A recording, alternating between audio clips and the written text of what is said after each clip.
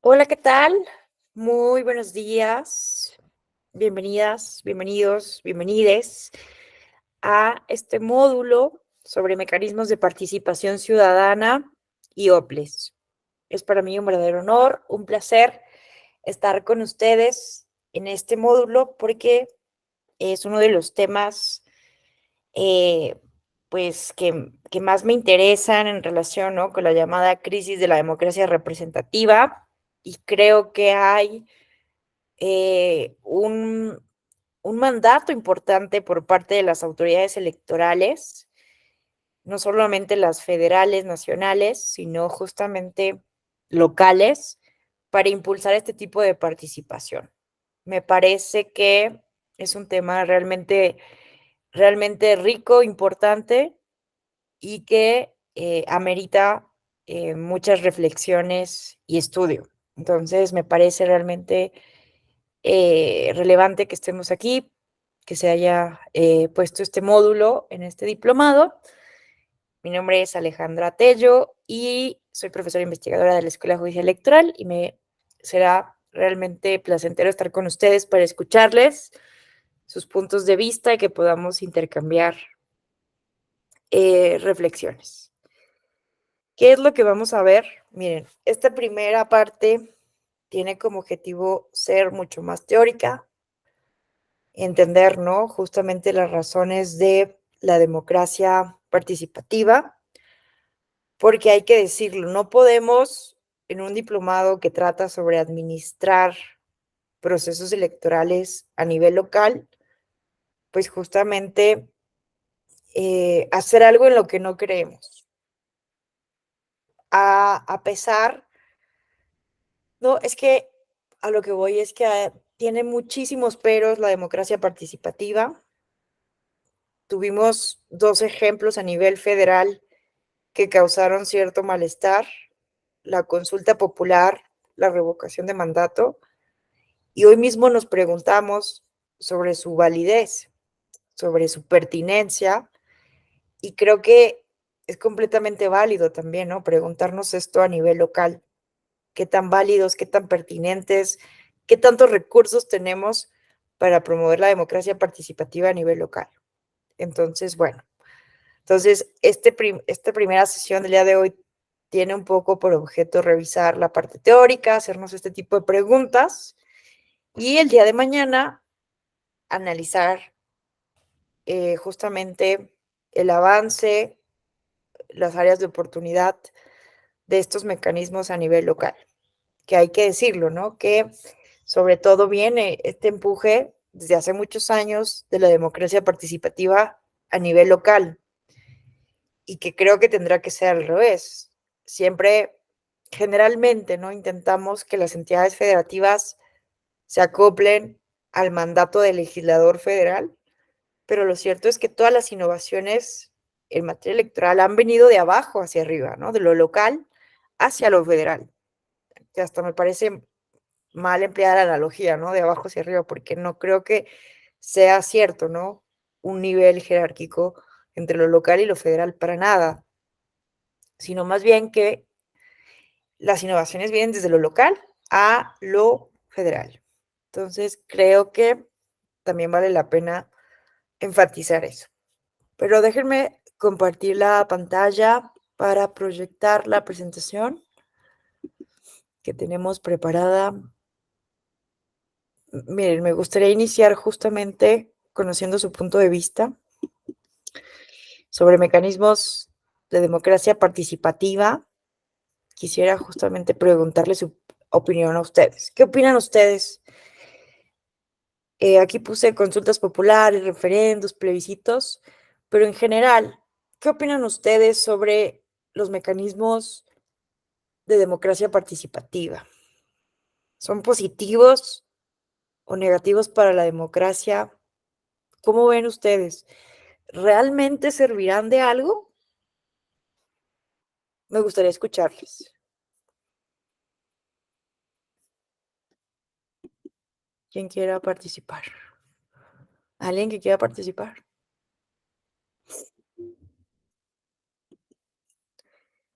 A ver, vamos a ver. Vamos a escuchar en primer lugar a Mauricio Cervantes. ¿Qué tal? Muy buenos días, te escuchamos. Hola, doctora, buenos días. Me parece que sí son muy relevantes los mecanismos de participación ciudadana, principalmente a nivel local. Considero que son el presupuesto para escuchar la inquietud de la población, de la ciudadanía. Sin embargo, considero que la gestión de los mismos, el proceso en el que se va gestando, en el modo en cómo se implementan, la formulación de su pronunciamiento, de su redacción, pues creo que allí muchas veces ya se encuentra como que sesgado, como que pudiera presentarse con alguna limitante de comprensión, quizás con algún sesgo de intención, como que ya la intención voluntaria, espontánea, ya no es tan legible, sino que ya viene como que permeada con una intencionalidad quizás gubernamental o con una intencionalidad politizada. Gracias. Gracias a ti, estimado Mauricio. Qué gusto volver a encontrarte en un diplomado de la Escuela de Justicia Electoral. Vamos a escuchar ahora, déjenme ver, porque aquí tengo un orden, a Franklin Ernesto. Gracias, doctora. Bueno, mi comentario también iba algo relacionado con lo que comentó aquí el compañero Mauricio. Efectivamente, yo creo que la forma en que se desarrolla cada uno de los mecanismos tiene mucho que ver. El hecho de otorgar la certeza a cada uno de los que se vaya a implementar una consulta, un plebiscito, etcétera, sí se requiere mucho el tema de tener en cuenta la cuestión de cómo se va a desarrollar, de cómo voy a dar la certeza de que el mecanismo es adecuado para lo que yo quiero implementar o para lo que va dirigido el mismo. Gracias, doctor. Gracias a ti, estimado. Vamos a escuchar ahora, coincido con lo que acaban de decir Mauricio y Franklin, ahorita lo comentamos, antes vamos ahora a escuchar a Alan. ¿Qué tal, Alan? Hola, doctora, muy buenos días. Bueno, coincido con los comentarios que han hecho mis compañeros que me antecedieron y también me gustaría decir que en la ciudadanía creo que nos hace falta mucho madurar en los temas. Entonces, no es algo que manejemos tan abiertamente y nos hace falta mucho todavía comprender. Claro, claro, me gusta esto que dices, Alan. ¿Qué tal, querida Jessica Rojas? Te escuchamos, qué gusto saludarte. Muchas gracias, maestra, qué gusto saludarte igualmente a todas y todos, compañeros, buenos días. Pues bueno, evidentemente esta progresividad del reconocimiento desde la propia participación, involucramiento de la ciudadanía a través de los mecanismos de democracia directa o semidirecta, pues me parece que es justamente hacia donde debe de caminar. No solamente el fortalecimiento de la democracia en México y a nivel de las entidades federativas, sino a nivel internacional, ¿no? Cada vez es pues como más latente, más visible, que haya países, y en el caso pues, de nuestro país, entidades federativas que cuenten con leyes de participación ciudadana o que dentro de su propia legislación en materia electoral o a veces incluso en las constituciones locales se reconozcan alguno o varios de estos mecanismos que forman parte, les llamo yo, de la progresividad del avance de la democracia y el involucramiento de la ciudadanía, ¿no? No recuerdo si en alguna conferencia contigo, en algún curso de los muchos que hemos tenido el gusto de compartir, o era con algún otro compañero de la EGE, nos compartían justamente como el comparativo de legislaciones a nivel de entidades federativas respecto de, principalmente sobre leyes, ¿no?, de participación ciudadana. Ojalá ya haya oportunidad, si fue contigo, maestro, ojalá ya haya oportunidad de que lo compartas nuevamente aquí con las y los compañeros, porque nos permite justamente como tener un parámetro, ya tendrás oportunidad de hacer un sondeo. Habemos personas de muchas entidades federativas y entonces es interesante también, ¿no?, conocer cómo se están desarrollando estos mecanismos y como siempre se tiende a decir, la democracia se construye desde lo local, pues los mecanismos de participación ciudadana que impulsan estas nuevas formas de involucramiento también se están construyendo desde lo local, ¿no? Muchas gracias. Al contrario, gracias a ti, estimada Jessica, me gusta tu concepto de progresividad del conocimiento de estos mecanismos de democracia participativa. Si ahorita tal vez sí haya sido yo, porque bueno, tengo una tabla que generalmente uso en estas clases para mostrar los diferentes mecanismos que están legislados en cada entidad. A lo mejor algún otro compañero también lo mostró, no sé, pero ahorita les enseño lo que yo tengo, que sí falta actualizarlo, quiero decírselos, pero que sí nos permite tener un panorama básico para ver, ¿no? ¿Qué entidades federativas han legislado desde hace mucho tiempo en la materia y qué otras tienen tache porque no tienen no tienen ley de participación ciudadana, ¿no? Ahorita lo vamos a ver. Muchas gracias, Jessica. ¿Qué tal, Jonathan? Te escuchamos. Muy buenos días. Bueno, ya son tardes. No, sí son días. Buenos días. Bueno, de entrada, qué bueno que ya le cambiaron el nombre, ¿no? Porque antes utilizaban estos mecanismos de participación ciudadana, lo utilizaban como terminología de democracia directa. Y pues yo ahí sí, en un momento dado, pues estoy totalmente en desacuerdo, ¿no? Independientemente de que la ciudadanía es la que en un momento dado decide, también en un momento determinado los que llevan a la práctica estos mecanismos cuando son vinculantes, bueno, pues son los legisladores, ¿no? Tenemos ahí en un momento dado ejemplos clarísimos como iniciativas ciudadanas, la 3 de 3 contra la corrupción, que en un momento dado, en su momento fue muy sonada y se dejó de lado. Ahorita creo que estaba pendiente por ahí nombrar al fiscal anticorrupción y sigue, no sé, creo que lleva como 5 o 6 años, ¿no? Procesos de revocación de mandato, igual en un momento dado la ciudadanía es la que en un momento dado decide, pero pues también son los poderes en un momento dado, los representantes que en un momento dado nos llevan a cabo todos estos procedimientos. Yo creo que son buenos, independientemente de los comentarios. Yo escuché muchos comentarios cuando fue lo de no fue revocación de mandato, fue el otro mecanismo en la que muchos penalistas decían, bueno, pues es que la consulta no se tendría que haber llevado a cabo, ¿no? Porque pues el presidente en un momento dado juró defender y hacer defender la Constitución y las leyes que de ellos emanan, ¿no? Entonces yo les comentaba que ya al encontrarse inserta en el 35 constitucional, bueno, pues esta dicotomía para mí era fácil, ¿no? Entre en un momento dado participar o no, yo creo que siempre está primero participar, independientemente de que si nosotros pudiéramos, porque no, el participar no era, sabes que yo estoy de acuerdo con la consulta, ¿no? O en un momento dado, o que se les juzgue, ¿no? Podemos decir no, ¿no? Entonces, pero ahí lo importante sí es participar. Y yo estoy de acuerdo con los compañeros, independientemente de los candados que en un momento dado tenga cada entidad federativa, yo creo que a nosotros como ciudadanía nos hace falta participar y estar más interesados en la vida política de nuestro país. Uno de los estándares que se utilizan a nivel internacional para medir la democracia, bueno, es la participación de la ciudadanía, pero pues yo creo que esta participación también debe ser muy informada, ¿no? Debemos de estar informados de lo que se nos pregunta. Aquí donde yo resido desde hace 5 años es una entidad que tiene una ley de participación ciudadana y es Chihuahua, y me puedo atrever a decir que es las que tiene más extensa, ¿no? Tenemos revocación de mandato, tenemos referéndum, tenemos plebiscitos, presupuesto participativo, etcétera, etcétera, etcétera. Pero yo cuando llego a platicar con mis alumnos, en un momento dado ellos siempre se están quejando, ¿no? Están diciendo, oye, ¿sabes qué? Es que el gobierno debería hacer esto, es que el gobierno debería hacer otro. Sí, pero en un momento dado nosotros no nos damos cuenta de que tenemos todos estos mecanismos. Sí es complicado, yo lo sé, sí es en un momento dado difícil, pero nosotros los tenemos a la mano y creo que está en nosotros poder utilizarlos y que estos medios en un momento dado vayan dejando de estar letra muerta, ¿no? Porque pues como lo comentaban, la consulta popular fue llevada a cabo por el presidente, ¿no?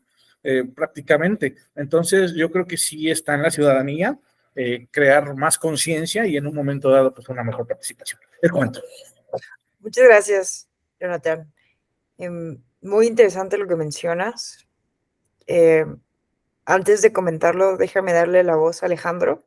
Cerramos con la participación de Alejandro esta ronda de participaciones, porque me parece muy interesante, ¿no? Ay, ya se me fue Jonathan, estaba por aquí. ¿Se desconectó?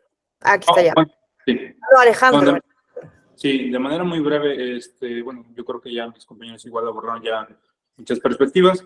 En concreto, lo que usted preguntaba, yo creo que realmente sí pueden abonar mucho este tipo de normas, la participación ciudadana, pero como lo comentaron varios de ellos, o sea, muchas veces se desvirtúa bueno, más que nada el proceso, ¿no? ¿Por qué? Porque como comentaba Jonathan, o sea, en el tema de una de las consultas que se ha realizado, era enfocado a si aplicar o no la norma sobre una persona, cuando en sí deberían ser los elementos los que deberían dar pie para que se aplique algo y no una consulta ciudadana como tal, porque la mayoría puede desconocer la legislación o cuáles son o qué es lo que se necesita para que se aplique como tal. Entonces, como tal, no son malas, sí funcionan, pero actualmente creo que los mecanismos de participación ciudadana muchas veces se han desvirtuado o se han tomado como banderas políticas por ciertos grupos, dígase de cualquier forma, ¿no? O sea, no tiene que ser incluso en el poder, puede ser otros que no, que han promovido iniciativas, pero que no han logrado concretarse o llegar a la parte de la consulta.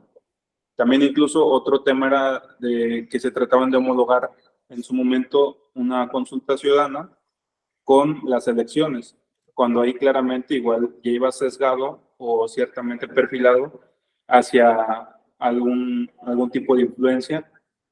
¿Por qué? Porque era concurrente con las elecciones. Entonces, muchos trataban de tomar como bandera o como propuesta de campaña es la consulta popular, desvirtuándose totalmente el mecanismo. Eso sería mi opinión. Gracias, Tocayo, por tu comentario. Muchas gracias a todas, a todos quienes participaron. Concuerdo en lo general con todos y todas. Me parece que efectivamente, ¿no? En términos ideales, los mecanismos de democracia participativa efectivamente pueden abonar mucho para la democracia. Su concepción teórica, filosófica, evidentemente, tienen una razón de ser muy concreta, entre otras, ¿no? La llamada crisis de la democracia representativa. Hoy hay un fuerte desencanto, evidentemente, con la democracia electiva, en donde solamente vamos un día a las urnas y pensamos que eso realmente genera la retroalimentación necesaria para resolver los problemas públicos. Hemos visto que no ha sido así, que no es suficiente esto. Y justamente, ¿no? Desde el plano teórico, desde los gobiernos, desde la academia, desde el activismo, desde los hechos históricos, los mecanismos de participación ciudadana están dándose con mucho auge en los tiempos actuales. Es una de las muchas respuestas que se están presentando justo a esto, ¿no? A la crisis de la democracia representativa. Los partidos políticos son los entes, las instituciones de la democracia que se encuentran en los niveles más bajos de confianza. Le sigue los parlamentos, los congresos, los órganos representativos. Tiene mucho más confianza en un país como el nuestro, el ejército, la iglesia, los maestros, afortunadamente, tienen confianza, pero no parece algo esquizofrénico que llamemos a votar cada 3, cada 6 años elecciones por personas en que la ciudadanía no cree, por personas, partidos, instituciones que nos parecen deleznables. Hay algo ahí que tenemos que remediar. Y una de las fórmulas es justamente involucrar a la ciudadanía en la toma de decisiones. Entonces, aquí han habido muchas discusiones teóricas, ¿no? Porque no se trata de que la democracia participativa sustituya a la democracia representativa. De entrada, me parece muy pertinente la aclaración de Jonathan, ¿no? No es democracia directa, porque incluso yo les voy a decir algo, tengo una confesión que hacerles. Yo tengo una hipótesis ahí de trabajo. Yo dudo de la democracia directa como tal, porque a ver, ¿qué entendemos por democracia directa? Nos vamos al ideal que tenemos en el imaginario occidental, y es la democracia ateniense que existió entre los siglos V y VI y IV, perdón, antes de Cristo. Pero ¿quiénes podían participar en las asambleas? Primero, gracias a Solón, bueno, primero más bien a Clístenes, podían participar en una reforma que hacen en el 510 antes de Cristo. Gracias a Clístenes ya no participaban solo los de ciertas clases sociales, sino todos los hombres atenienses. Eso sí fue revolucionario, porque también los pobres podían participar en las asambleas.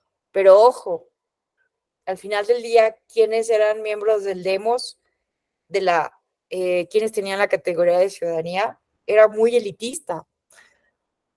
Robert Dahl, en este libro que recomiendo mucho, La democracia y sus críticos, cuestiona muy duro este tipo de argumentos, sobre todo a Rousseau, a Schumpeter, porque Rousseau estaba en contra de la democracia representativa. Rousseau se burlaba justamente de esto, ¿no? De los ingleses, como les decía, de que solamente fueran a votar un día, cierto determinado tiempo, y que eso llamaran democracia. Él alababa a la democracia directa que así concebía de Ginebra, porque él era ciudadano de ahí, ahí nació, y alababa su forma de gobierno. Y Schumpeter, pues también cuando se le cuestionaba sobre la inclusión, la democracia inclusiva, pues él justificaba, ¿no? El elitismo de las asambleas, de la ciudadanía, que no pudieran votar todas las personas.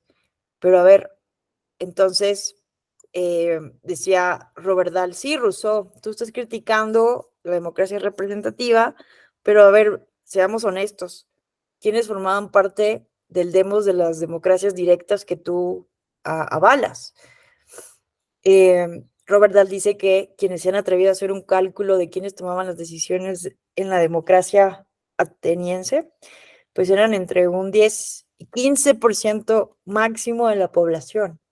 Recordemos que no votaban, no participaban en estas asambleas de manera directa, porque evidentemente sí participaban para decidir directamente asuntos públicos, pero no participaban ni las mujeres, ni los esclavos, ni los extranjeros. Es sumamente paradójico que Aristóteles no tuvo nunca la ciudadanía ateniense porque él era de Estagira, era extranjero, era un meteco.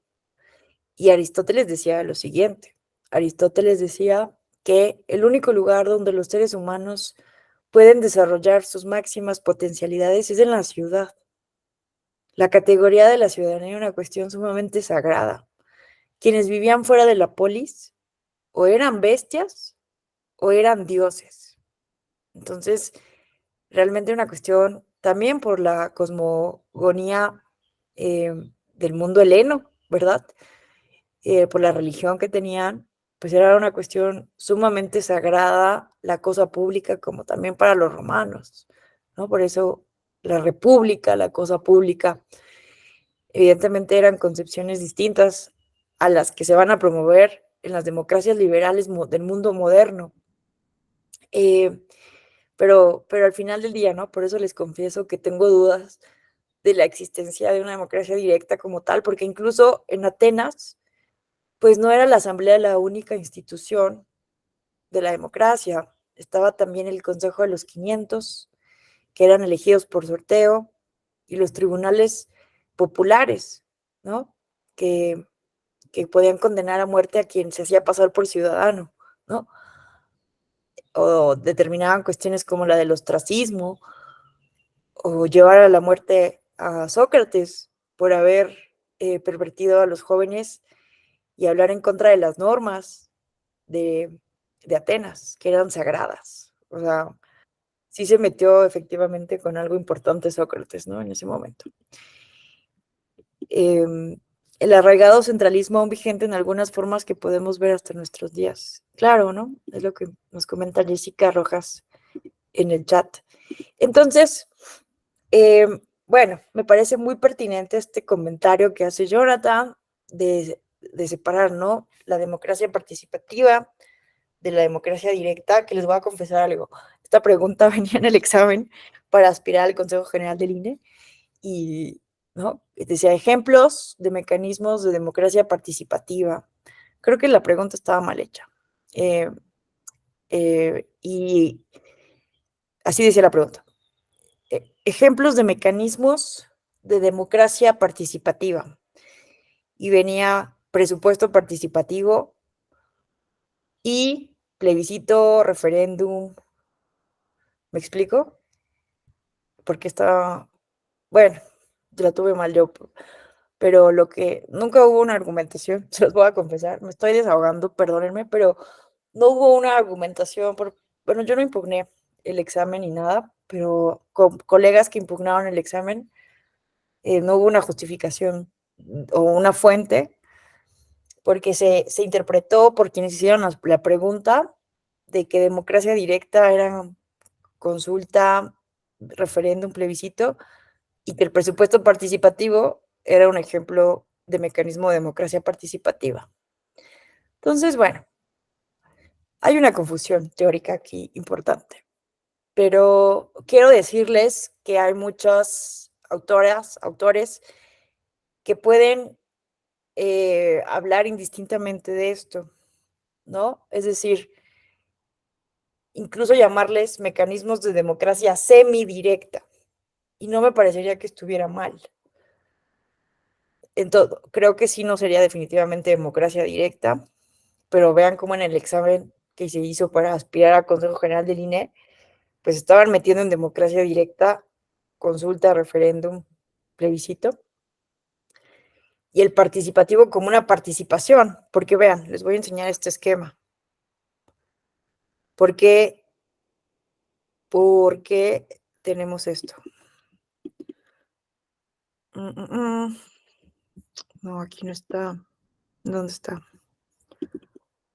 Aquí está. O sea, vean de dónde podría venir estas diferencias teóricas. Porque aquí tenemos las modalidades y categorías de los mecanismos de participación ciudadana. ¿Por qué no se ve todo el cuadro? Bueno, tenemos que la participación ciudadana como una categoría conceptual puede ser institucionalizada o no institucionalizada. La participación es un concepto muy amplio. Las ciudadanas, los ciudadanos, incluso las personas sin tener la categoría de ciudadanía, podemos participar, porque también, ¿no?, podemos hacer la distinción de cuál es la distinción entre los derechos políticos y los derechos político-electorales. Ahí hay una distinción también relevante. Hay personas que que a lo mejor no gozan la categoría de ciudadanía por no ser mayores de edad, pero tienen derecho a la manifestación o no, a la protesta o no. O sea, hay derechos políticos que no requieren necesariamente para su ejercicio la categoría de ciudadanía.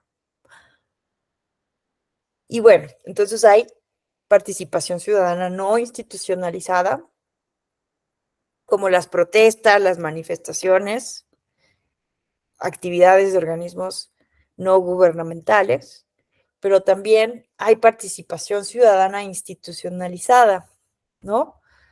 Y dentro de la institucionalizada hay participación para la conformación de órganos de gobierno, para la elección de representantes, vean, ejercicios de revocación de mandato o candidaturas independientes. Esta es una concepción de un autor específico, ¿no? Bueno, que este esquema lo tomamos de una obra editada por el Tribunal Electoral y esto lo propone Arturo Espinosa Siles, este esquema. Entonces, vean cómo aquí la revocación de mandato se considera como una forma de participación institucionalizada para que el ciudadano, al final del día, tenga que decidir pero al final sobre la conformación de órganos de gobierno. Pero ¿dónde interviene el ciudadano en procesos de toma de decisión de manera directa, sin intermediarios? Pues en cosas como el derecho de petición, bueno, que ahí no estaría tan segura, iniciativa ciudadana, consultas ciudadanas, referéndums, plebiscitos, presupuesto participativo. Entonces, entiendo por qué, o sea, a lo que quiero que veamos aquí es que hay diferentes concepciones teóricas y entendimientos de los conceptos, ¿no? Democracia directa, mecanismos de democracia semidirecta, democracia participativa. Incluso hay personas que cuestionan la lógica de llamarle democracia participativa, porque para algunas personas estamos cayendo como en una clase de tautología. La democracia en sí misma implica participación, ¿no? Pero justamente se ha validado este término por varias personas en el ámbito académico, porque justamente hace un énfasis, ¿no?, en la participación de la ciudadanía ante otro tipo de democracia, que es la democracia representativa, en donde justamente la toma de decisiones se toma principalmente por intermediarios. Tal vez podríamos revisar en un futuro si este apellido que le hemos puesto, democracia participativa, sea lo más correcto, porque la democracia en sí misma tal vez implica, ¿no?, cierta forma de participación ya. Implica una forma de autogobierno, de alguna manera, ¿no?, por parte de los individuos, las personas que integran una comunidad política.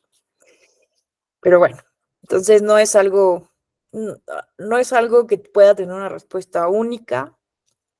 Por eso a mí me parecía muy ambigua la pregunta, que podía ser impugnable. Yo no impugné, pero insisto, creo que sí había como 10 preguntas en el examen que eran objeto de interpretación y que también depende del autor o la fuente, ¿no? Por eso en muchos exámenes siempre es importante decir cuál es la concepción de democracia participativa a partir de Norberto Bobbio, a partir de Sartori, a partir, ¿no? Y que ahorita que menciono a Sartori, es muy importante esto, ¿no? Que justamente la concepción teórica de la democracia participativa o semidirecta, como gusten denominarle, siempre que nos entendamos, ¿verdad? Siempre que encontremos acuerdos dialógicos, intersubjetivos. Al final del día, lo relevante es, decía Giovanni Sartori, tiene un libro justamente en donde defiende la representación. Sí, entender que sería imposible, ¿no?, lo que también entendía Robert Dahl en su concepto de democracia a gran escala, pues pretender tal vez una sociedad donde todo el tiempo todas las personas nos estemos ocupando de los asuntos públicos. También debe haber espacio para la vida privada.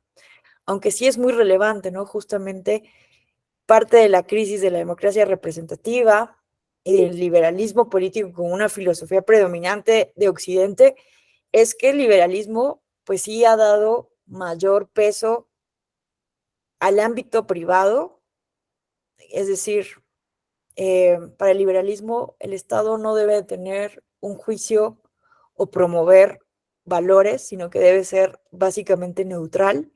La neutralidad del Estado frente a la ética, la moral de los individuos es muy importante para el liberalismo. Entonces, la idea aquí es que los ciudadanos, pues no importa si se dedican o no a los asuntos públicos, porque al final del día para eso tenemos representantes populares. Entonces, como que de alguna manera el liberalismo político ortodoxo ha fomentado este descuido, esta apatía de los individuos, de las comunidades políticas por los asuntos públicos, porque al final del día existen políticos profesionales, clase política, que lo van a hacer por ellos. Y entonces la finalidad del Estado es garantizar la seguridad, la vida, la propiedad privada, como decía el gran filósofo John Locke, para que la vida privada, los individuos puedan alcanzar la felicidad, pero en el ámbito privado.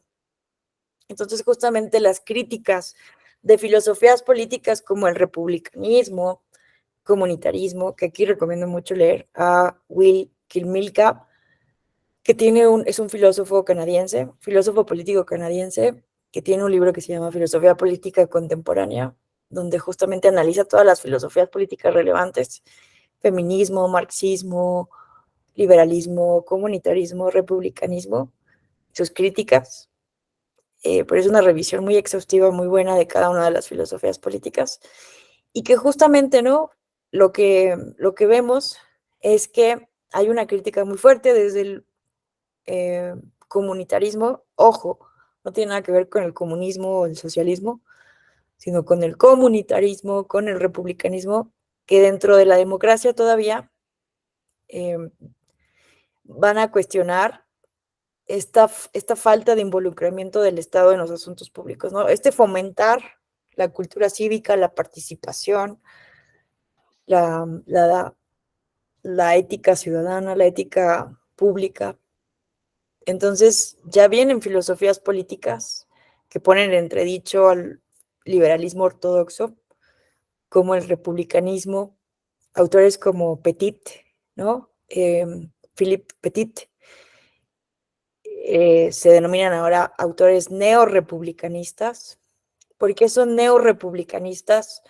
Porque justamente lo que se está haciendo en estas épocas contemporáneas desde la filosofía política, y gracias, hay que decirlo, gracias a, al menos aquí bueno, me estoy adjudicando algo que no, porque también estamos nosotros en Latinoamérica, en México, pero la filosofía política anglosajona, estoy hablando de Estados Unidos, de John Rawls, que pues por muchos años, imagínense, el conductismo de las ciencias sociales, pues dominó la producción académica de Estados Unidos.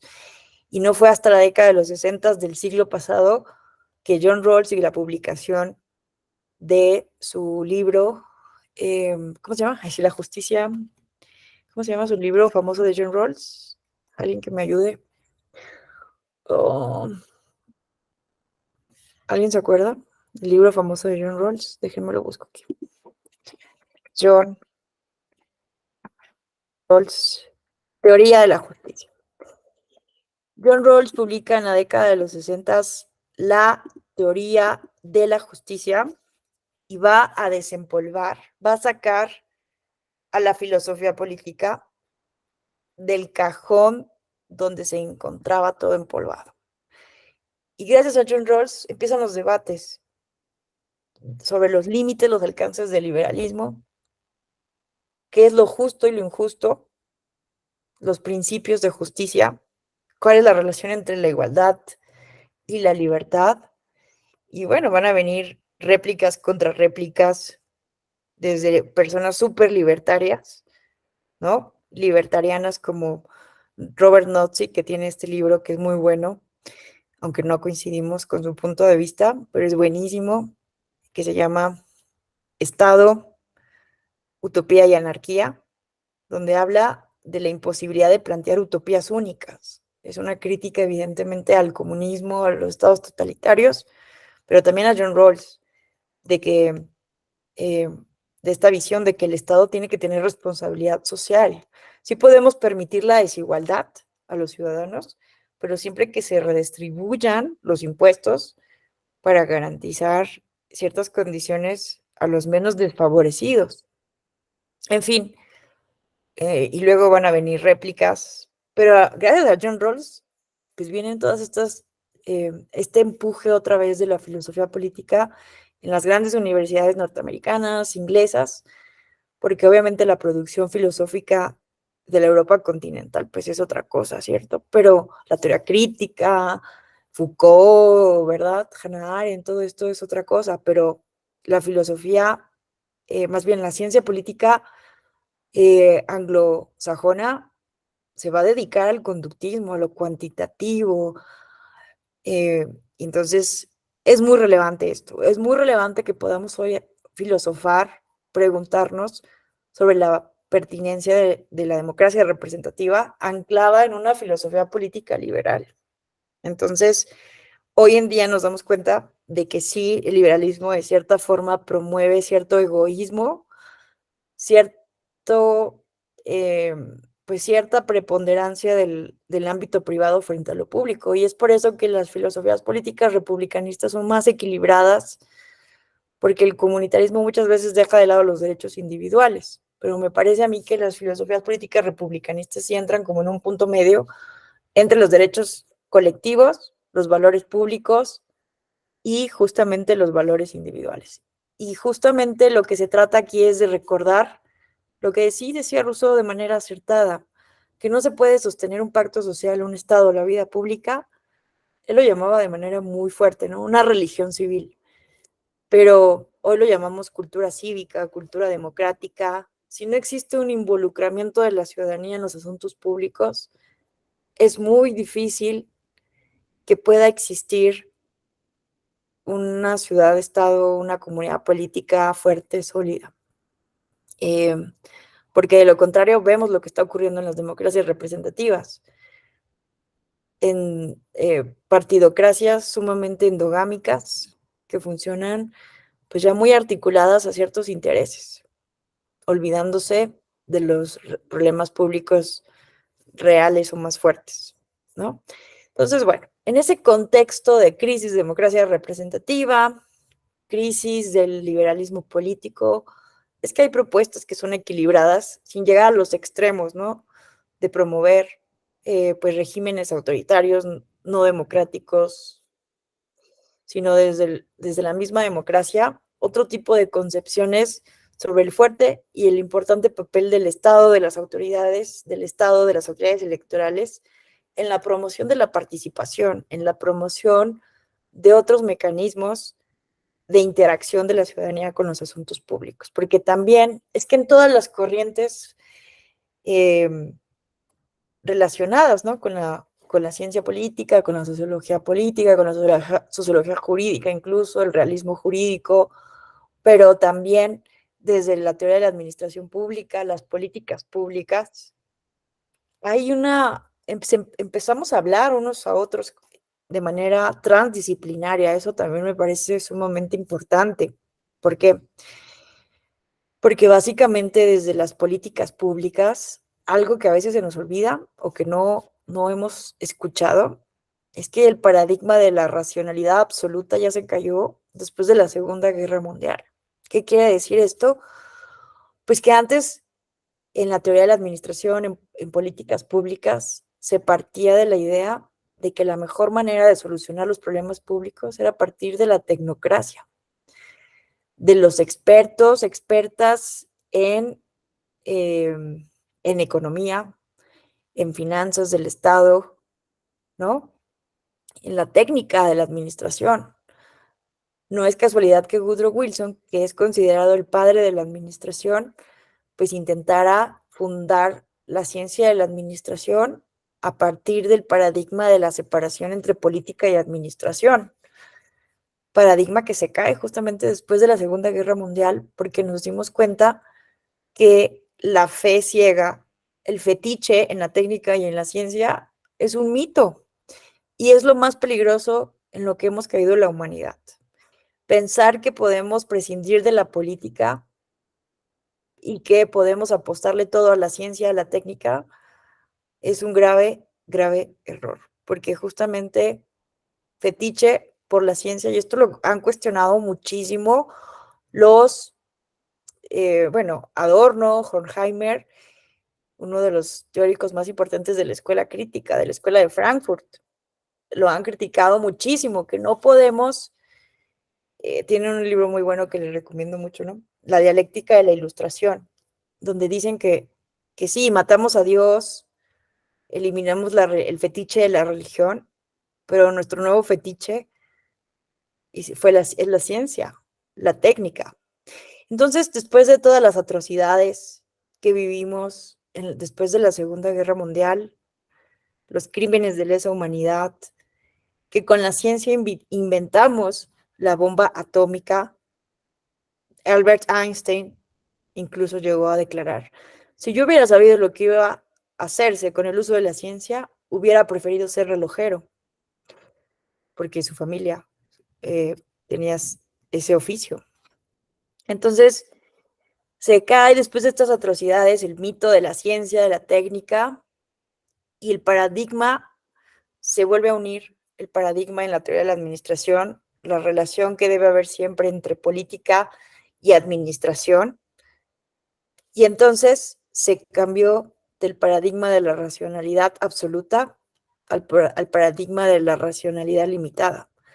¿Qué significa esto en políticas públicas? Que ya no estamos buscando soluciones técnicamente perfectas, porque además de que eso es imposible, al final del día no logra solucionar los problemas públicos.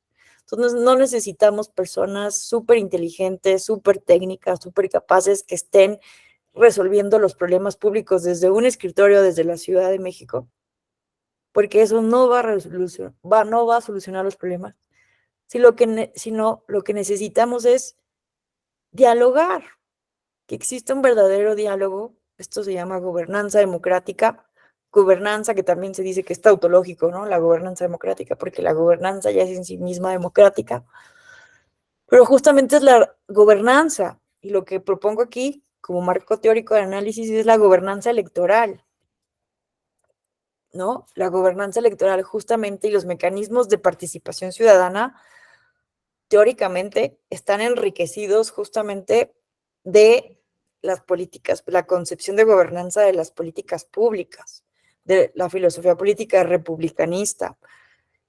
¿Por qué? Porque entonces ya no estamos buscando soluciones técnicas, sino soluciones en donde dialoguen las personas sí técnicas, expertas, pero con quienes están padeciendo día a día los problemas públicos que buscamos resolver. Que a partir, o sea, el diseño de política pública tiene que ser así.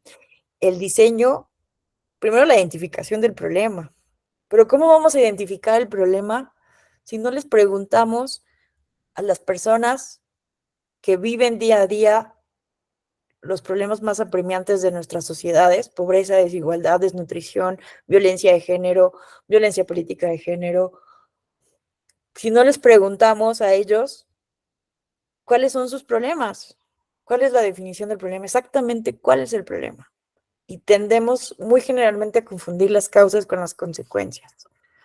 Entonces, el paradigma de la racionalidad limitada y de la gobernanza democrática implican justamente eso: abrir un diálogo real con las personas que son afectadas. Y no solamente con ellas, porque también se cae en el extremo opuesto, que me parece, con todo respeto, del presidente de la República y su movimiento político, ¿no? Que pasamos de una visión de fetiche con la tecnocracia, de sexenios pasados, de creer que con economistas graduados de Yale, Harvard, etcétera, vamos a solucionar los problemas de México, lo cual tampoco fue cierto, pero estamos cayendo en el extremo opuesto, de creer que preguntándole al pueblo, porque el pueblo es sabio y por sí mismo se va a resolver todo, tampoco es cierto.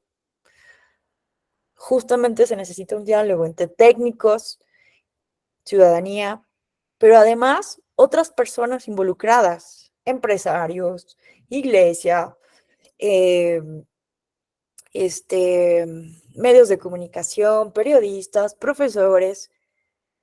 Es otra la visión, porque, insisto, estamos en un momento de encrucijada bien importante, ¿no?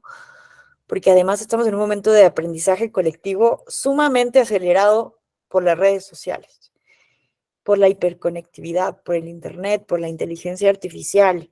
La verdad es que últimamente sí está impresionante, ¿no? Lo que podemos hacer preguntándole cosas a los chats, bots, sí está impresionante. Entonces, necesitamos hacer esta conversación inteligente y cuidadosa, porque también se puede, como ustedes lo dijeron, ¿no? Si los mecanismos de participación ciudadana, algo que puede ser muy bueno en sí mismo para mejorar la democracia, para disminuir la insatisfacción con la democracia representativa, no están bien diseñados, se utilizan de manera ideológica para preservar el poder político, pues, como lo dice una de las más importantes teóricas hoy en día de la democracia participativa, que es Janina Welp, que recomiendo evidentemente leer su su producción académica al respecto, pero ella dice, tiene un libro que se llama algo así como de el diablo está en los detalles, es lo que nos alerta a ella, ¿no? Que justamente en la dosis está el veneno. O sea, esto nos debe de quedar muy claro cuando hablamos de mecanismos de participación ciudadana, que cuando son usados de manera con mala intención, pueden ser sumamente contraproducentes. A ver, aquí pusieron algo en el chat. Janina Welp, les pongo aquí. Ella justo está en la Universidad de Zurich, en Suiza, o sea, ella realmente vive directo, ¿no? La democracia directa. Déjenme aquí ponerlo en Google. Janina Welp. Tiene unos textos muy interesantes sobre democracia participativa. Miren, es ella y tiene muchísimos libros, miren, y colaboraciones, ¿no? Pero justamente ella nos dice eso. En la dosis está el veneno. Déjenme buscar el libro.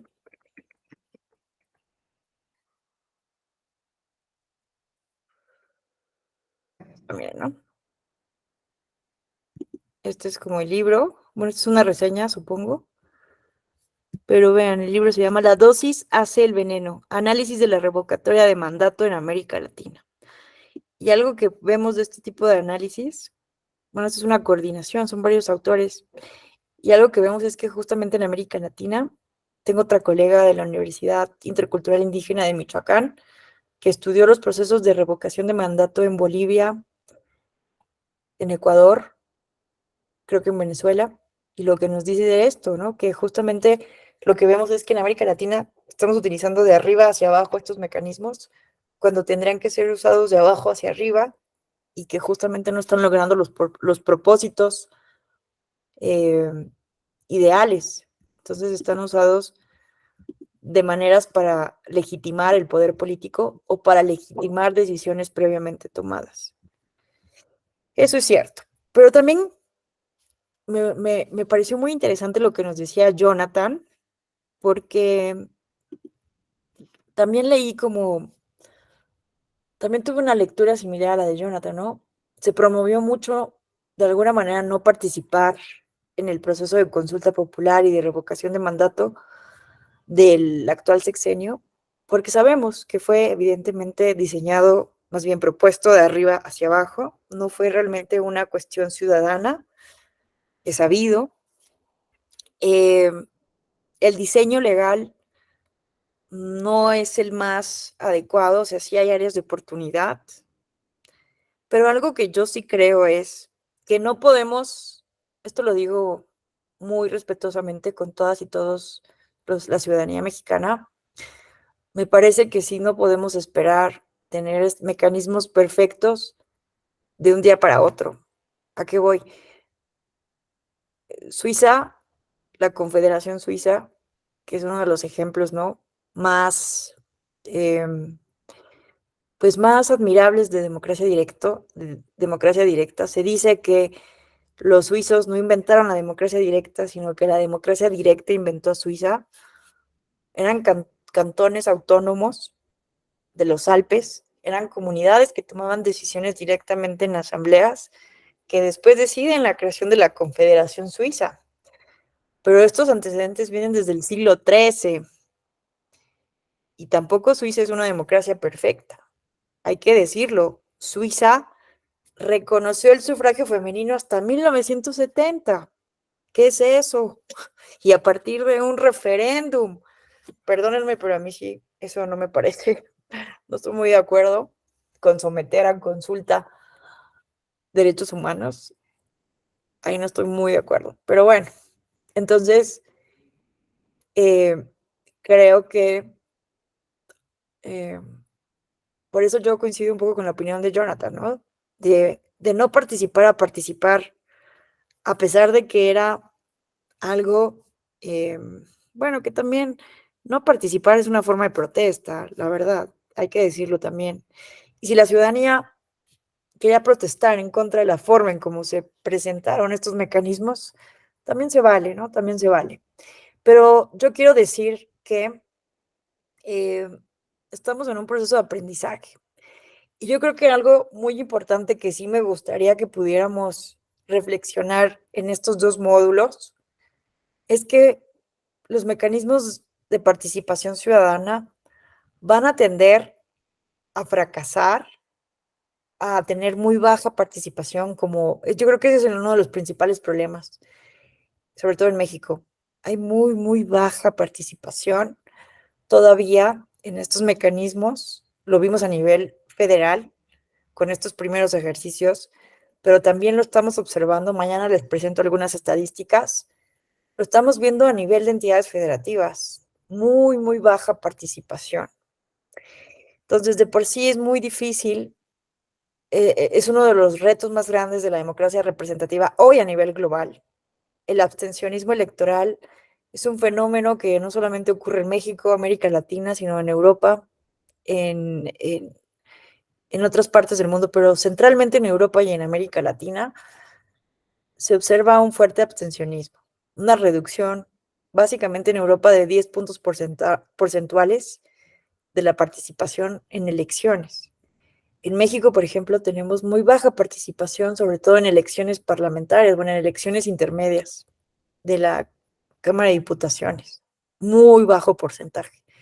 Y todavía es más bajo el porcentaje de participación en mecanismos de democracia participativa. Sin embargo, hay un optimismo, porque año con año, por ejemplo, el mecanismo de presupuesto participativo de la Ciudad de México, cada año aumenta la participación.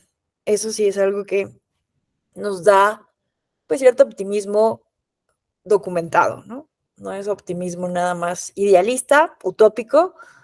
Cada año se conoce más que existe, por ejemplo, este mecanismo en la Ciudad de México, y es uno, se los confieso, de mis mecanismos de participación que más me gusta. Creo que es el que más me gusta, el de presupuesto participativo, porque justamente involucra, es esta vinculación, ¿no? De el involucramiento directo de la ciudadanía en la toma de decisiones, que esto es la primera vez que se implementó un presupuesto participativo fue en Porto Alegre, Brasil, en la década de los 80s, justamente cuando regresa la democracia a Brasil después de la dictadura. Y, y hay casos, muchos casos de éxito, muchos casos muy bonitos realmente, en donde obviamente hay muchas áreas de oportunidad, muchos problemas. El año pasado me tocó observarlo como misión de acompañamiento y hay muchos problemas, muchas quejas, todavía muchas áreas de oportunidad, pero creo que estamos aprendiendo de manera muy positiva. Y vean que tiene 10 años, bueno, más, sí, 10 años de antecedentes el presupuesto participativo. Entonces no ha sido algo que ya va, es decir, los mecanismos de participación ciudadana no son algo que van a funcionar de un día para otro solo porque están así en la ley bien diseñados. A lo que voy con todo esto es que se requiere, para que funcionen todos los mecanismos, de mucha, mucha, mucha pedagogía pública.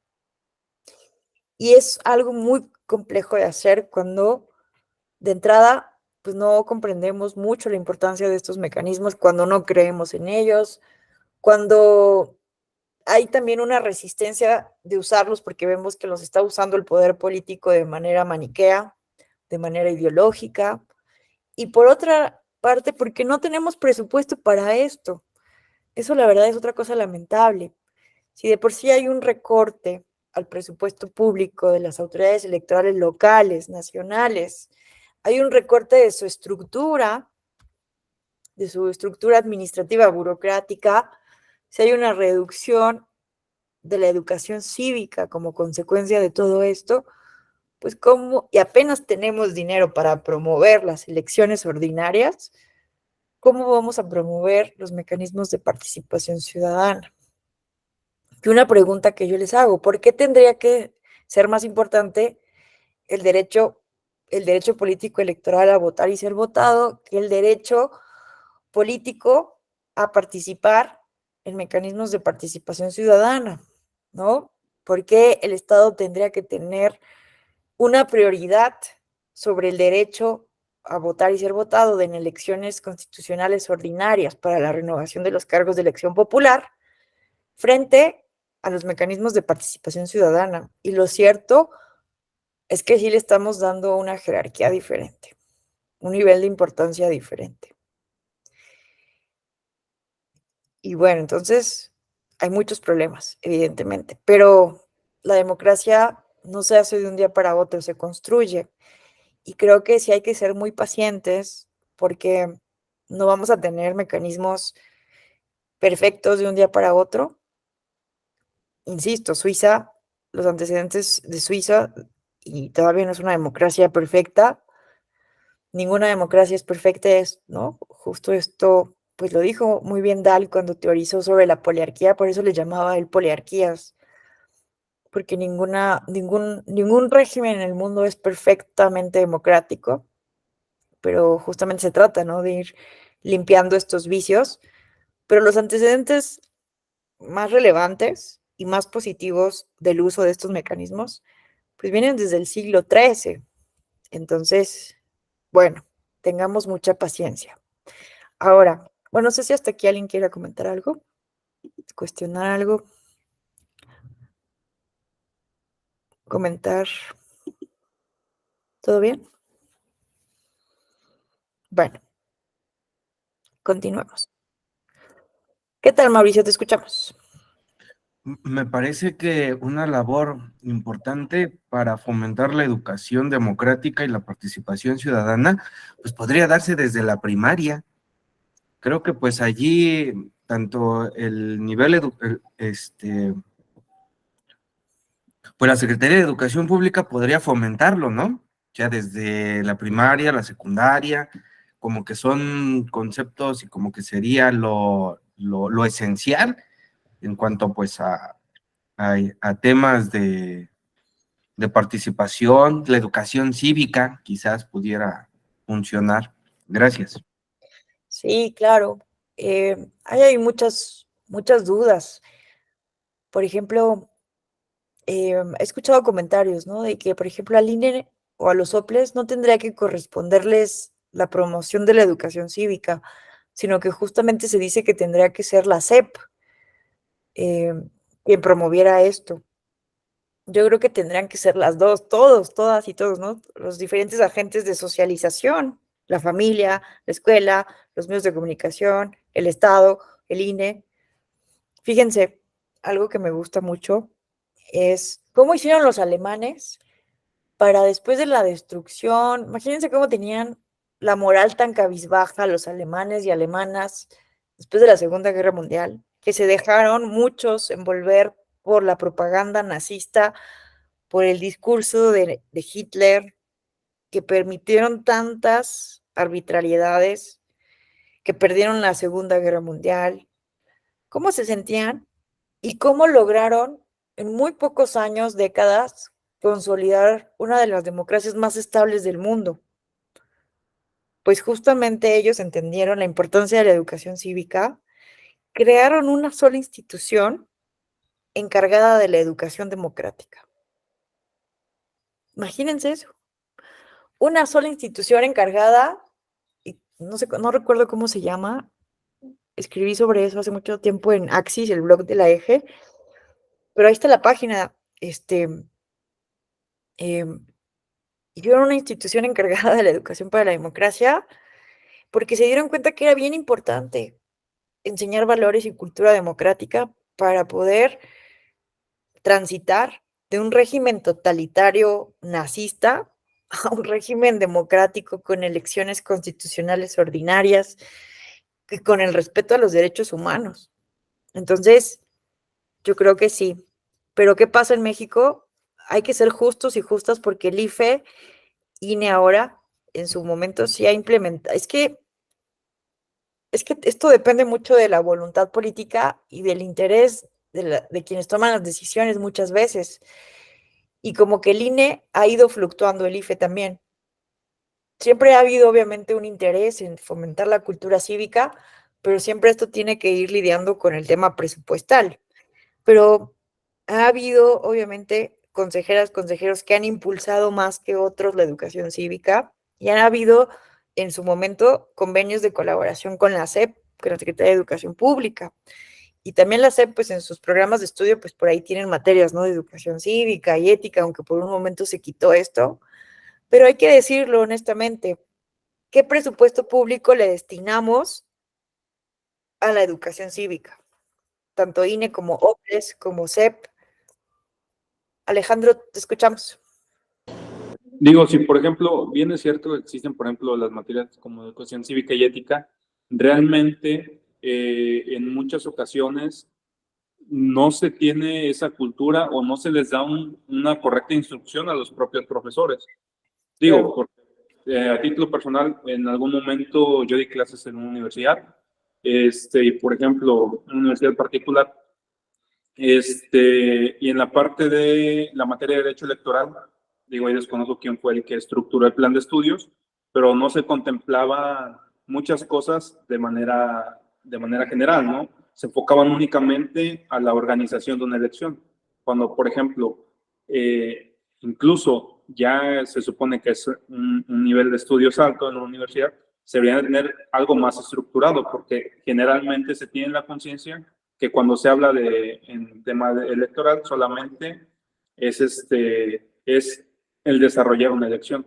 Sin embargo, no se tiene en cuenta que existen todo este tipo de mecanismos y bueno, si en algunas ocasiones, en algunas universidades ya a nivel superior, no se toman en cuenta ese tipo de situaciones que nos espera para el nivel básico, que es donde se supone que se deben enseñar todo este tipo de mecanismos y no se les da la correcta capacitación a los profesores que enseñan ese tipo de materias. Sí, coincido completamente contigo, Alejandro, porque esto lo comentaron en varios foros de, ¿ustedes se acuerdan de sus clases de ¿cómo se llamaban? Educación cívica y ética? Yo no me acuerdo mucho, la verdad, y sí recuerdo que era como que todo el mundo sabíamos que era una materia fácil, que era algo que no tenías que ponerle mucho esfuerzo, porque ibas a sacar 10, porque ni los maestros le daban la importancia, y entonces era como algo extra, lo veíamos como un relleno. Entonces, como que siempre que hablamos de ética pública, educación cívica, es así como, ay, qué aburrido, ¿no? Nunca hubo como realmente una conexión, una comprensión de la importancia, un razonamiento, una reflexión sólida, profunda de la importancia de la ciudadanía, ¿no? O sea, imagínense que desde niños nos hubieran dicho, no hay un mejor lugar para desarrollar tus potencialidades que la ciudad. Esto lo dijo Aristóteles. Bueno, es que a mí eso en lo particular me impactó mucho cuando leí la Ética Nicomaquia de Aristóteles, ¿no? Fue así como de, wow, qué poético, qué poética visión de la ciudad, de la polis. O cuando lees el contrato social de Rousseau, te quedas de, wow, esto es poesía constitucional. Te enamoras de lo público, de los valores republicanos. Te escuchamos, Jonathan. Buenas tardes. Sí, a mí me parece también un poquito contradictorio. Yo me acuerdo hace mucho tiempo cuando fui estudiante de mis clases de Derecho Constitucional y en toda la Constitución se habla de democracia, ¿no? Como forma de gobierno, democrática, representativa, laica, federal, etcétera, etcétera. Por toda la Constitución encontramos. Pero en un momento dado, cuando nos preguntaba mi maestro de Derecho Constitucional, oiga, bueno, además de la definición clásica de democracia, ¿ustedes creen que en la Constitución se encuentra un artículo que nos hable acerca de la democracia? Y bueno, todos nos pusimos a buscar ahí en forma de gobierno, etcétera, etcétera, en esta parte, en un momento dado, orgánica, ¿no? Luego fuimos a la dogmática, que habla de derechos humanos, y donde lo encontramos es en un artículo que, como bien comentan, es fundamental, ¿no? Encontramos esa definición en el artículo 3 y nos dice, cuando habla del modelo educativo, dice, será democrático, considerando a la democracia no solamente como una estructura jurídica y un régimen político, una forma de gobierno, sino también como un sistema de vida fundado en el constante mejoramiento económico, social y cultural del pueblo. Entonces, había comentado una compañera, esta visión progresista de la democracia, pues creo que queda fuera de los ¿cómo se llama? los planes de estudio. La verdad no sé ahorita cómo estén los planes de estudio, pero sí nos estamos yendo con esta tendencia a ser muy prácticos. Apenas tuvimos por ahí una reunión en la universidad y nos dijeron que se les debería de dar cosas más prácticas a los alumnos, ¿no? Están en boga todo, que ya dejemos esta parte en un momento dado de lado, este humanismo de lado, ¿no? Y nos dediquemos a formar, pues yo creo que robots.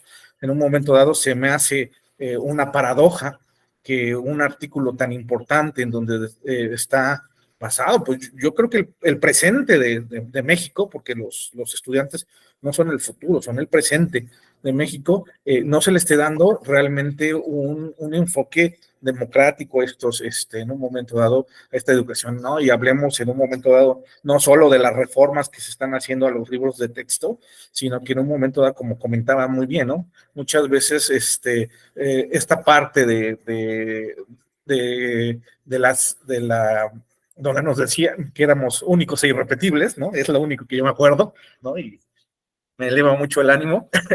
Esta parte ¿no? La dejamos como que un poquito de lado, centrándonos en las matemáticas, en las ciencias exactas y todo esto, pero sí yo creo que al Estado y en un momento dado muy particularmente a la Secretaría de Educación Pública, le debería de corresponder una buena parte en esta formación de valores democráticos, ¿no? Independientemente de la parte que tiene el Instituto Nacional Electoral. Por otra parte, hace ratito hablábamos de la situación esta del sistema, ¿no? Muchas veces dicen, es que el sistema electoral mexicano es malo, ¿no? Y yo ahí sí, en un momento dado, difiero con ellos. Me parece que el sistema electoral nos ha costado mucho tiempo. Veníamos de un sistema de autocalificación, luego heterocalificación, y ha sido en un momento dado una constante, una progresividad del sistema electoral mexicano. A mí me parece bueno en un momento dado. Obviamente, la cuestión de la representatividad con el sistema que va a transformar los votos con la fórmula electoral, bueno, pues en un momento dado ahí quedaríamos, en un momento dado, habría muchas discusiones, pero esta situación del sistema de partidos es la que realmente me ha parecido no tan buena. Los partidos políticos, a diferencia de otras instituciones, no son unas instituciones tan viejas, ¿no? En un momento dado, los partidos políticos son relativamente nuevos. En México son aún más relativamente nuevos. Antes de la revolución, en un momento dado, sí existían partidos políticos, pero en un momento dado que se agrupaban respecto de personas, ¿no? No como tal. Pero en esta parte cuando se hacen los votos, ¿no? El universal, el voto, es cuando surgen los partidos políticos y el sistema de partidos. Esta parte de los sistemas de partidos donde yo creo que sí, pues ya como que son nuevos, pero están quedando en desuso. ¿Cuál era? Yo me acuerdo mucho de una clase que tomé en la maestría que nos decía que este sistema era un todo, ¿no? Entonces se nutría en un momento dado. ¿Cuál es el objeto de los partidos? Pues generar representación. Pero esta representación debe de estar nutrida por una base de los ciudadanos, ¿no? Los partidos políticos son un puente entre los ciudadanos y los puestos de gobierno para generar representación. Entonces, en ese sentido, cuando en un momento dado está funcionando todo, pues está perfecto. Pero si esta parte falla en la que los partidos políticos ya no están tomando en cuenta ¿cómo se llama? La opinión de los ciudadanos, pues yo creo que sí ya como que están dejando de tener ¿cómo se llama? El efecto o el objetivo para el que ellos fueron creados. Y ya por último, digo, a mí también me toca quejarme respecto a mí también me tocó en una ocasión, estuve postulando para un cargo dentro de una junta distrital y en un momento dado no me pareció mal que no me hayan dado el puesto. Lo que sí me pareció mal en un momento dado fue la falta de argumentos. Cuando en un momento dado sacan la lista final, no viene preponderado en un momento dado cómo se hizo esta parte de la designación. O sea, no te dice, bueno, pues entrevista tanto por ciento, examen tanto por ciento, etcétera, etcétera. Ni en un momento dado, igual en un momento determinado, una lista de reserva, ¿no? Además de carecer de firma, de sello, de muchas cuestiones que en un momento dado podría ser impugnable por la vía jurídica, a mí lo que sí me pareció mal es la falta de argumentos. Que me hubiera dicho, ¿sabes qué? No quedaste por esta situación. Y creo que en un momento dado las personas que llegan a tener estos cargos públicos se basan en su actividad discrecional, ¿no? Porque yo sí escuché el comentario que me dijeron, bueno, pues era mi facultad decidir en un momento dado a quién le daba el puesto, correcto, pero en un momento dado yo creo que como ciudadano no estoy pidiendo más de decirme cuál es tu argumento para que en un momento dado no me lo hayas dado. Esta parte de la gobernanza también es importante. Se toman decisiones que a lo mejor son discrecionales. Eso no está a tela de juicio. La discrecionalidad está en dar argumentos acerca de por qué fue la mejor decisión. Pero bueno, yo también ya me desahogué. Es cuanto. Muchas gracias, Jonathan. Es que Habermas lo dijo, en democracia nos debemos razones unos a los otros. O sea,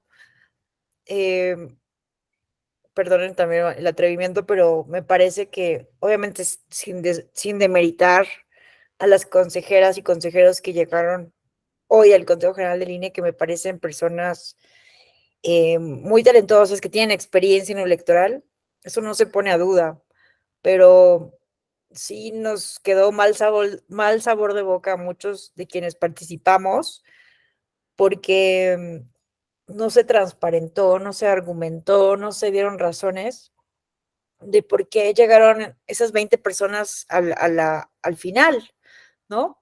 Para la tómbola, para el sorteo. Entonces, nos faltan razones. Creo que siempre en democracia se deben de fundamentar, de motivar, ¿no? De justificar las decisiones. Y aquí no hubo tal transparencia en varias etapas del concurso.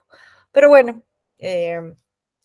hay que ir justamente haciendo esto, evaluando sin denostar a las personas que participan, evidentemente, pero hay que sí evaluar la pertinencia, ¿no? De cómo hacemos este tipo de designaciones, porque, pues bueno, puede haber varios temas que se pueden perfeccionar de nuestro sistema electoral. En fin, muchas gracias. Además, creo que hiciste otro comentario importante sobre los partidos políticos. Efectivamente, ¿no?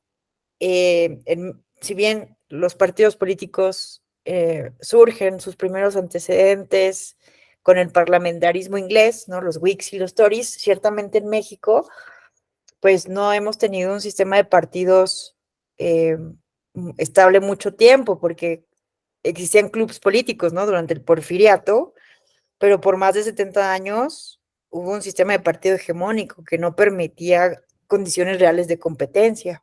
Entonces también es muy joven nuestro sistema de partidos, ¿no? La democracia estadounidense, francesa, inglesa tienen pues casi las 200 años y aún así tienen muchos problemas todavía las tres democracias. Entonces, bueno, México, nuestro sistema de partidos, pues básicamente empieza a fortalecerse poco a poco, a construirse después de la reforma del 77, que se reconoce a los partidos políticos como entidades de interés público, ¿no? Pero sí, tiene razón, muy joven nuestro sistema de partidos y bueno, están en una encrucijada también estos institutos políticos para dejar esta endogamia en la que viven las cúpulas partidistas. Muchas gracias, Jonathan. Gracias a todas y a todos por sus comentarios. Y bueno, vamos a seguir con la presentación. Ay, ¿por qué levanté la mano? No, es esto. Bueno, entonces, pues qué interesante, la verdad, los comentarios que han vertido. Me parece que justamente, ¿no? Retroalimentan aquí.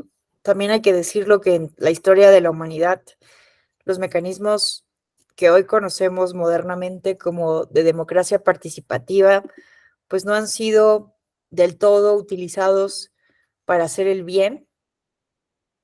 Han tenido una tendencia, estos mecanismos, justamente, déjenme cerrar todo esto, han tenido antecedentes para legitimar toma de decisiones previamente tomadas, y hay un uso que se le dio muchísimo en la modernidad, que fue para justificar la anexión de territorios. Vamos a verlo.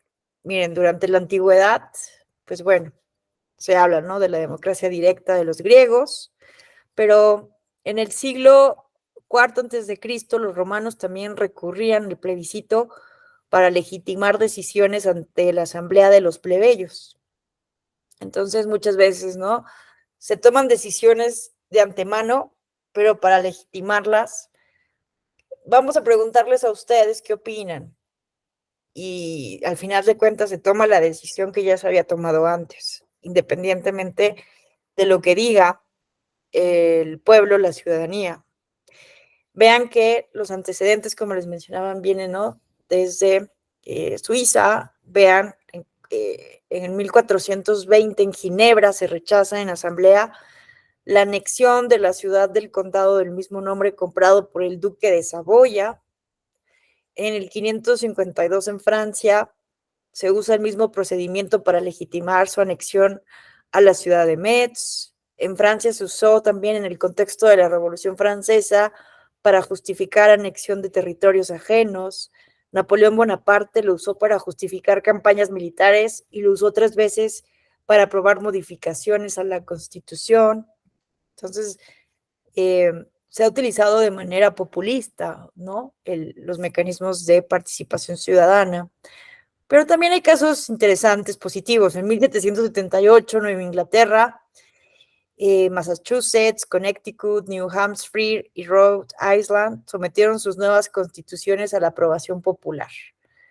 Una clase de referéndum constitucional, ¿no?, de tipo como lo tiene hoy, ¿no?, Chile, que justamente, ¿no?, vimos que tuvieron elecciones para ver quién iba a dirigir ahora el proceso de constitución, dado que ya se rechazó el proyecto que era muy progresista de revolución después de todo lo que han pasado, pero justamente tienen este mecanismo de referéndum constitucional. Se hace un proyecto de nueva constitución, pero la ciudadanía debe votar en referéndum si se aprueba o no. Se empieza a volver una práctica común en los cantones suizos, y preguntarle a la ciudadanía a partir de referéndum, de plebiscitos, y se incorpora también la dinámica de reforma constitucional y elaboración de leyes. Que al respecto les recomiendo mucho. Hubo hace unos 5 años más o menos un seminario que se me hizo muy interesante en el Instituto de Investigaciones Jurídicas sobre democracia directa, y muchos de los ponentes fueron académicos suizos y nos contaban cosas. Bueno, yo no asistí, lo vi por internet, pero contaban cosas muy interesantes y que muchas veces, porque vean, algo que cuestionaban mucho la opinión pública y la academia, por ejemplo, de los procesos de revocación de mandato y de consulta popular, era que no tenían utilidad práctica. Ustedes mencionaron aquí, y eso me pareció, coincido completamente, ¿no? Como que últimamente queremos que todo sea pragmático, que sea práctico, al grano. Todo lo que tiene que ver con filosofía, humanidades, nos parece algo inútil.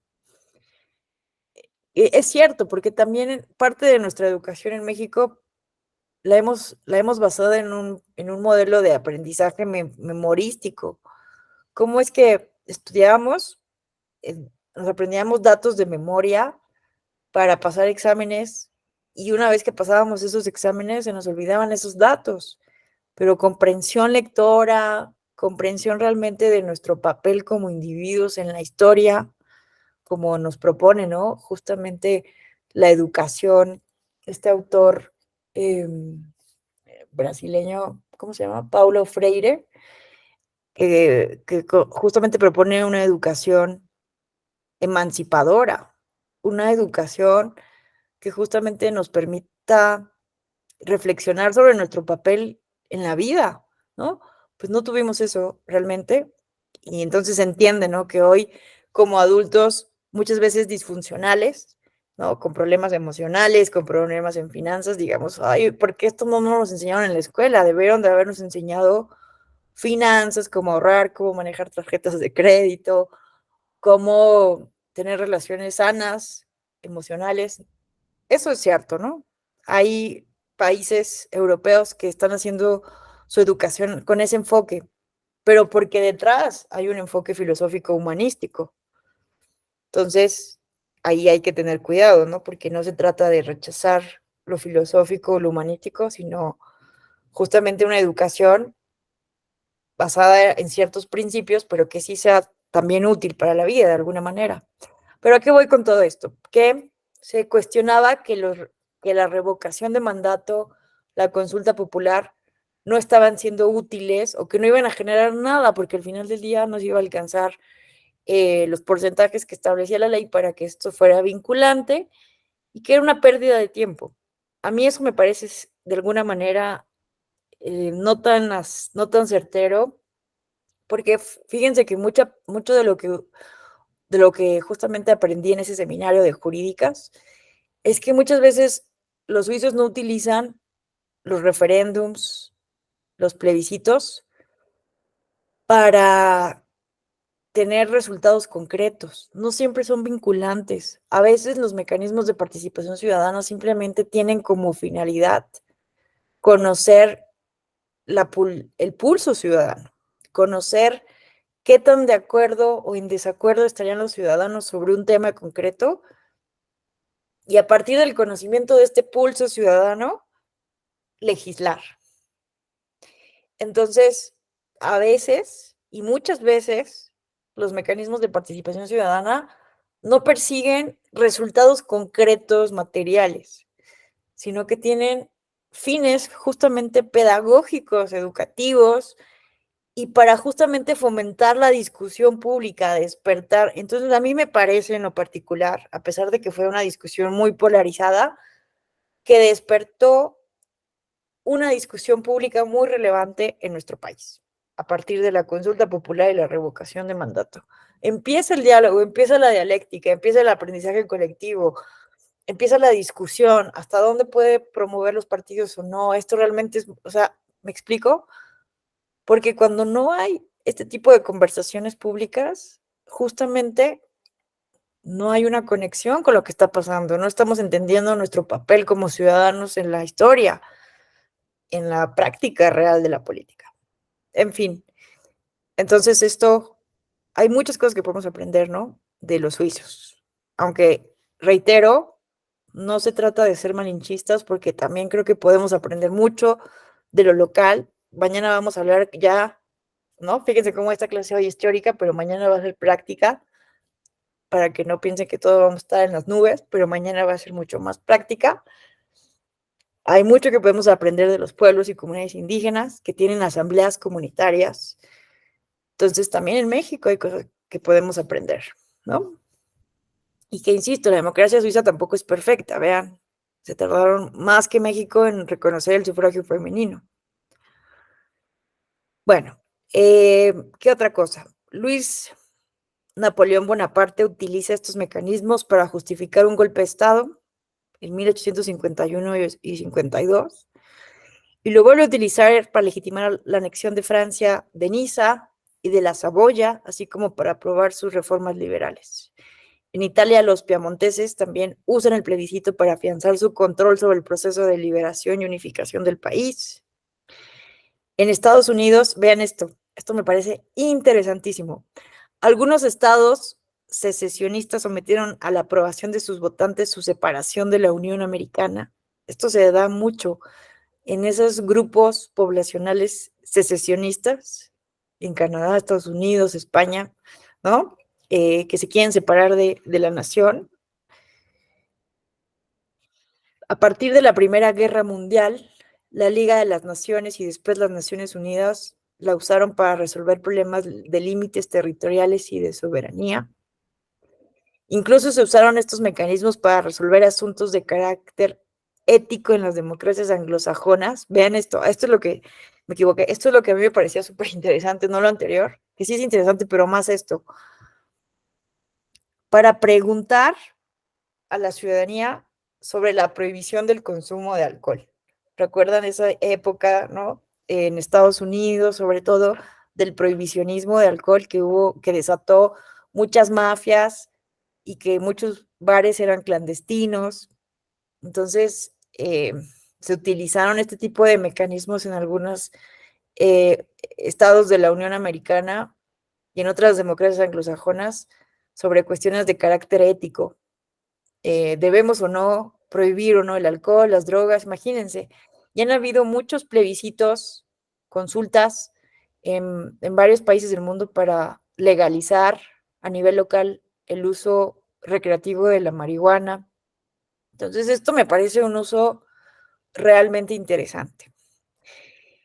Hasta 1978, el referéndum como consulta nacional, vean, había sido utilizado más de 500 veces en el mundo y más de la mitad de ellas en Suiza, 217 de ellas en el caso de Suiza.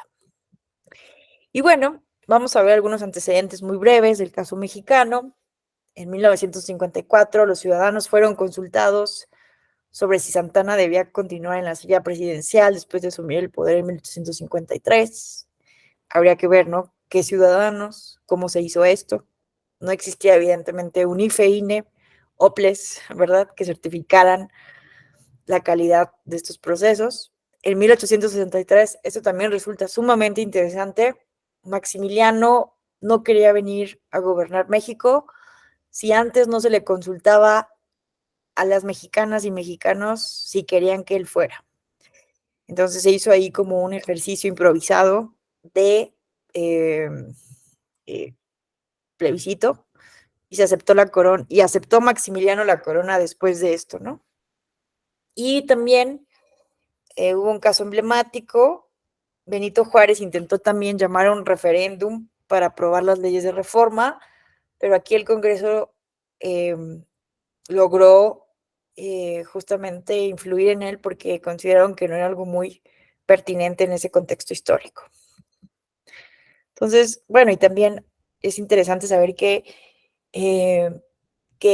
Chiapas se decidiera formar parte del Estado mexicano, también se hizo a partir de una consulta popular para que formara parte de México. Entonces, bueno, tenemos algunos antecedentes interesantes, pero como ustedes pueden ver, no todo ha sido justamente miel sobre hojuelas.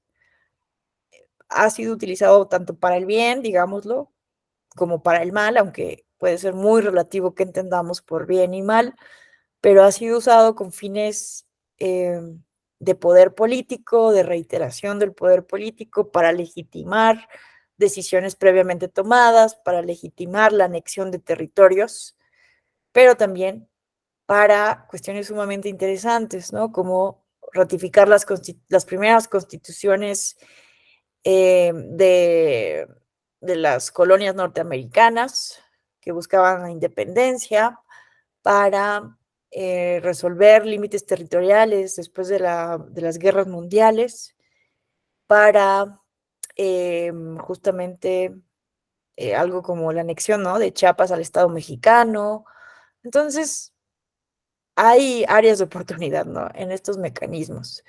Pero, insisto, ¿no?, la mayor práctica que hay sobre estos mecanismos, como los entendemos en la vida moderna, pues es el mayor ejemplo Suiza, y entonces hay que revisar cuáles son los alcances, los límites, hasta dónde nos puede alcanzar para resolver los problemas públicos, porque de por sí, aquí recomiendo mucho leer este libro de Adam Przeworski. Bueno, tiene dos que recomiendo mucho, que es ¿Qué esperar de la democracia? En este libro ya Przeworski nos dice, a ver, gran parte del desencanto que tenemos hoy con la democracia es porque hemos tenido unas expectativas bien grandes en la democracia. Ojo, la democracia sirve para unas cosas, pero no funciona para otras. Eso no hemos hecho buena pedagogía pública, y esto lo ha dicho José Waldemar. ¿Por qué en México no valoramos nuestra democracia de manera sistemática por la mayor parte de la ciudadanía? Porque no hemos hecho buena pedagogía pública, y en gran parte es porque se dio en México, ¿no?, este proceso de gradualismo político que permitió paulatinamente tanto la democratización de nuestro sistema político como su liberalización para permitir oposición. Y esto se fue dando, como lo dice Soledad Loaesa, a partir de un reformismo basado en un gradualismo político, reformas paulatinas, como diría Robert Dahl, hasta que se volvió más costoso reprimir a la oposición que tolerarla. porque en otros países de la región su transición democrática fue contundente, fue muy clara, fue histórica. Se dieron golpes de Estado, se dieron después procesos revolucionarios para justamente tirar dictaduras. O no fue como en España, que esperaron a que se muriera Franco y que ese fue un hecho histórico importantísimo para transitar a la democracia. O en Portugal, que son países de la tercera ola democrática junto con México, que justamente se tiran dictaduras con un golpe de Estado en Portugal, que inauguró la tercera ola democrática, de acuerdo con Samuel Huntington. Entonces, en México, pues fue paulatino y pocos son las personas, poca es la ciudadanía que tiene en conciencia lo que decían ustedes, que nos ha costado mucho trabajo lograr este grado de institucionalidad democrática por nosotros mismos, sin imposición, ¿no? Extranjera, sin copiar modelos externos, porque el modelo mexicano es único en el mundo. O sea, sí, y hasta nos copian. Yo les cuento que en Honduras, después de la crisis que tuvieron en 2017, que reeligieron a su presidente por una decisión muy cuestionable de su Suprema Corte, se invitó el Congreso Nacional a la OEA justamente para que les recomendaran una reforma electoral que diera legitimidad a las instituciones electorales, y un grupo de expertos dijo, sigan el modelo mexicano, autoridad dual, una autoridad administrativa y una autoridad jurisdiccional, sigan ese modelo, intentan seguir nuestro modelo algunas democracias hermanas de la región. Entonces, pero a pesar de eso, ¿no? A lo que iba con todo esto es que no tenemos una expectativa real de lo que podemos realmente lograr con la democracia. Entonces, si no tenemos esa expectativa con la democracia representativa, mucho menos la tenemos con los mecanismos de democracia participativa. No hay una pedagogía pública detrás para saber qué alcanzar con esto. Y creo que es lo que tenemos como personas que buscamos ser autoridades electorales, por alguna manera estamos en este diplomado o que lo estudiamos académicamente, pues ir construyendo a partir de este tipo de charlas, de sesiones, construir esa pedagogía pública sobre los mecanismos de democracia participativa. ¿Cuáles son sus usos históricos? ¿Qué es lo que nos permiten? ¿Cuál tendría que ser un diseño adecuado? El diseño adecuado básicamente tendría que ser de abajo hacia arriba. También se puede usar de arriba hacia abajo, pero hay que verlo, ¿no? Con ciertas restricciones para que no se utilicen de manera arbitraria por los poderes del Estado. En fin, no sé si hasta aquí alguien quiera comentar algo. Ya nos quedan 10 minutos. Con esto cerraríamos el día de hoy. Mañana más bien ya nos iríamos a analizar los mecanismos en los diferentes OPLES y qué datos tenemos de ello. ¿Alguien quisiera preguntar, comentar? ¿No? ¿Todo bien? Bueno, entonces fue un placer realmente escucharles esas retroalimentaciones. Poco a poco iremos construyendo esta pedagogía pública de la que habla Goldenberg, que necesitamos hacer, no solamente sobre la democracia representativa, sino sobre la democracia participativa. Y les agradezco enormemente su atención. Mañana nos vemos. Hasta mañana. Hasta mañana. Hasta mañana. Hasta luego, doctora. Hasta luego, gracias. Bye, bye.